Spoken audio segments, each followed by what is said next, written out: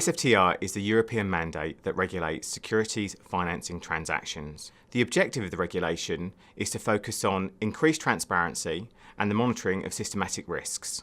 SFTR will come into force around about Q3 2019. One of the key objectives of SFTR is for firms to report their transactions to a trade repository on a T+1 basis. SFTR will be phased in across a number of different counterparty sets from Q3 2019. The counterparties that are in scope for reporting under SFTR include financial and non-financial counterparties. They include all European entities and their non-EU branches, as well as non-EU entities where their European branch enters into a securities financing transaction in Europe. The products that are in scope for SFTR include repos and reverse repos, buy and sell backs, securities and commodities lending and borrowing products, as well as margin lending and borrowing products.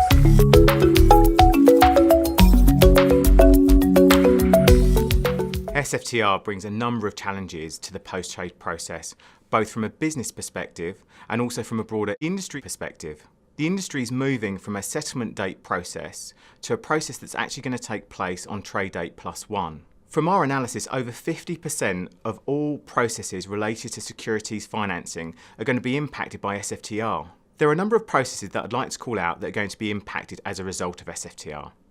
The Unique Trade Identifier, or UTI, is one of those.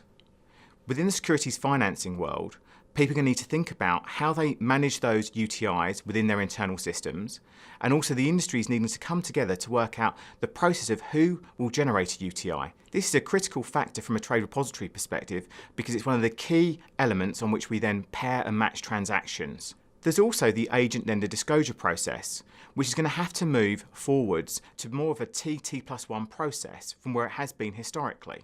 There is also the returns and maturity process. Historically, this has been done at a position level from an allocation perspective.